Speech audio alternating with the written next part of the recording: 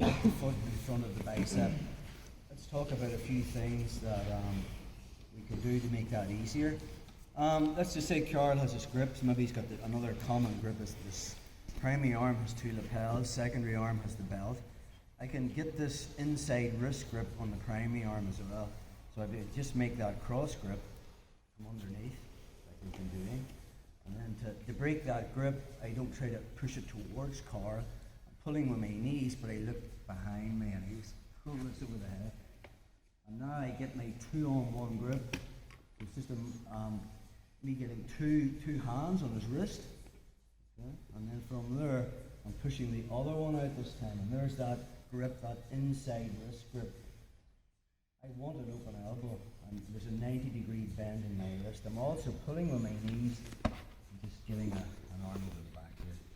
So from here, it's very difficult for me to get my foot in front of this bicep if my back is flat on the mat. So the first thing we're thinking about is cutting an angle.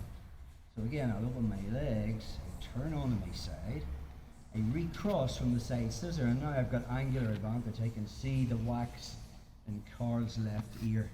This makes it a lot easier for me to bring my foot through because I'm on my side. So that's the first thing.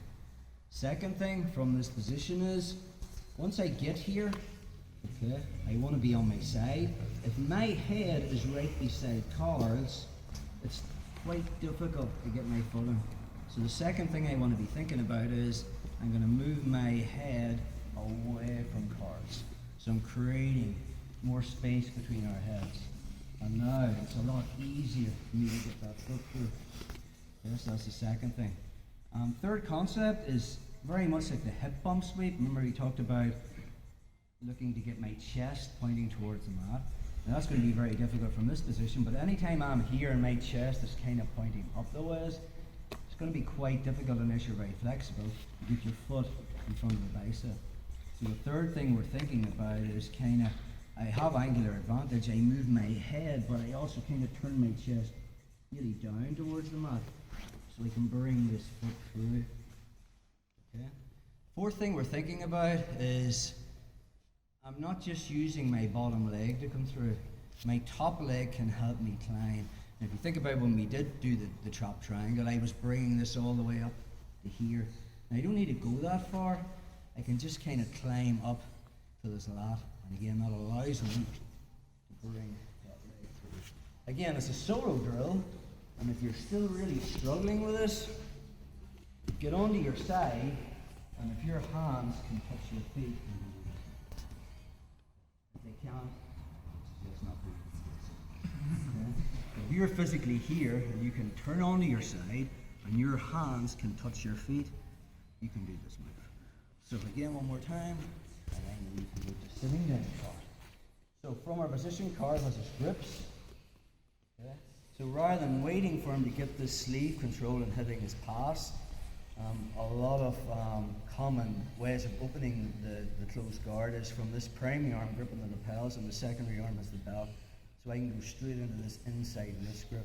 So I get the cross grip, I come underneath, find my wrist, pull with my knees, pull this over my head, and I just immediately get like a baseball bat grip, 2-on-1 on his wrist.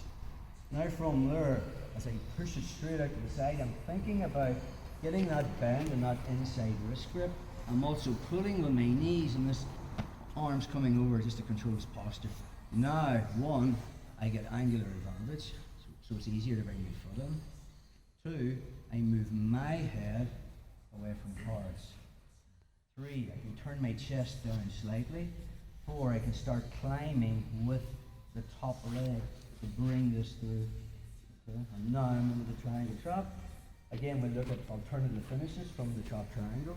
If his arm's here, I can push this inside. We've already covered this. Come here, chop is there. I just stuff it under my knee. Stuff it under Carl's wrist under my knee. And now from there I can use my legs to push this up. So I'm putting tension in it. The other thing I can be doing is Carl will probably be trying to posture from the triangle chop. So that 3/4 juju whereby I'll come around and just get my leg over the head.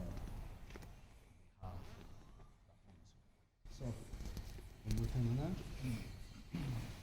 Carl makes his grips. Break it. Get that 2-on-1. Cut an angle.